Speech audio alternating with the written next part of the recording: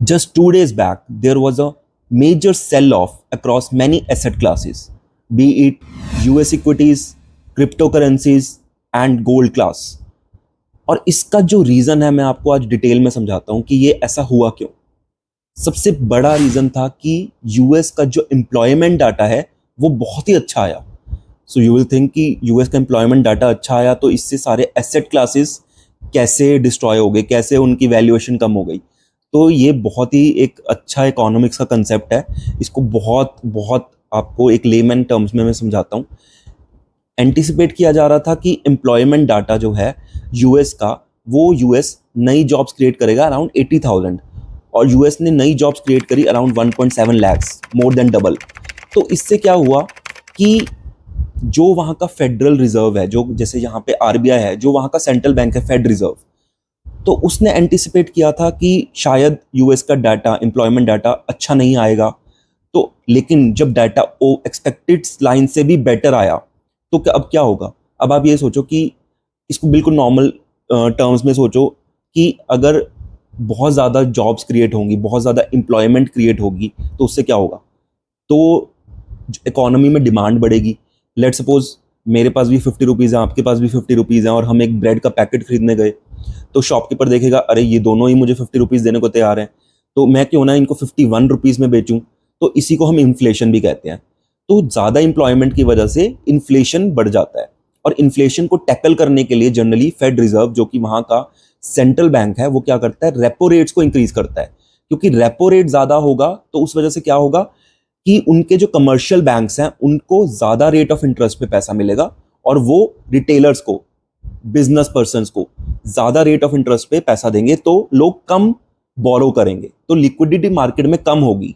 तो इसी वजह से ये एक इन्फ्लेशन को टैकल करने का वे होता है किसी भी सेंट्रल बैंक का। तो जैसे ही इंप्लॉयमेंट डाटा बेटर आया, देयर इज अ एंटिसिपेशन कि अब जो रेपो रेट्स हैं वो फेड रिजर्व या तो बढ़ाएगा या अनचेंज रखेगा। इस वजह से लिक्विडिटी मार्केट में कम होगी और लोगों ने स्टॉक्स में से पैसा निकाल लिया। सेम रीजन की वजह से क्या होता है कि जो ट्रेजरी बॉन्ड्स होते हैं उनकी यील्ड बहुत ज्यादा बढ़ जाती है, इसलिए लोग बॉन्ड्स में पैसा लगाने लग जाते हैं। ठीक है, और बॉन्ड्स में अगर पैसा लगाएंगे लोग तो कहाँ से कहीं से तो पैसा निकालेंगे, वो क्रिप्टो करेंसीज में से, स्टॉक्स में से, गोल्ड में से पैसा निकालते हैं और बॉन्ड्स में इन्वेस्ट करना शुरू कर देते हैं। सेकेंड पॉइंट है कि जो ऑलरेडी नैस्डैक और टेक स्टॉक्स हैं वो उनकी बहुत ओवरहीटेड वैल्यूएशन चल रही थी। सेमीकंडक्टर्स, एआई बूम की वजह से ये सारे स्टॉक्स बहुत ज़्यादा ओवर वैल्यूड थे, तो वहाँ पर अभी प्रॉफिट बुकिंग हुई है। ये एक बहुत बड़ा रीज़न है।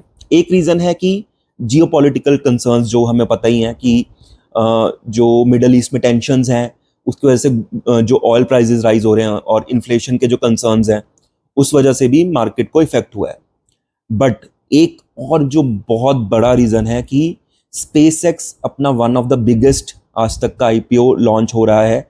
जो स्पेसएक्स कर रहा है 1.5 to 2 ट्रिलियन डॉलर्स का ये आईपीओ है। तो बहुत लोग प्रिपेयर कर रहे हैं अपने आप को इस आईपीओ में पैसा लगाने के लिए। तो इस आईपीओ में पैसा लगाने के लिए ऑब्वियसली लोगों को लिक्विडिटी चाहिए, लोगों को पैसा चाहिए, तो वो पैसा कहीं ना कहीं से तो लगेगा ना। ऑलरेडी अगर नैस्डैक हाईएस्ट पॉइंट पे है, S&P 500 हाईएस्ट पॉइंट पे है, तो लोगों को वहीं से तो पैसा निकालना है इस आईपीओ में लगाने के लिए। तो इस रीजन की वजह से भी ऑब्वियसली मार्केट में फॉल देखने को मिला है। तो क्या ये जो है फॉल मार्केट का निफ्टी को इफेक्ट करता है, जो यूएस मार्केट का फॉल है या क्रिप्टो करेंसीज का फॉल है? सो देखिए, जो भी कभी भी यूएस मार्केट में जो फॉल होता है, जब एफआईआईज होते हैं, फॉरेन इंस्टीट्यूशनल इन्वेस्टर्स, वो यूएस इक्विटी में भी पैसा लगाते हैं, इंडियन इक्विटी में भी पैसा लगाते हैं। तो अगर वहां सेलिंग प्रेशर देखने को मिला है तो ऑब्वियसली इंडिया निफ्टी में भी सेलिंग प्रेशर देखने को मिलेगा। And as we know, there is a very famous saying, when the US market sneezes, the entire world catches a cold. Thank you.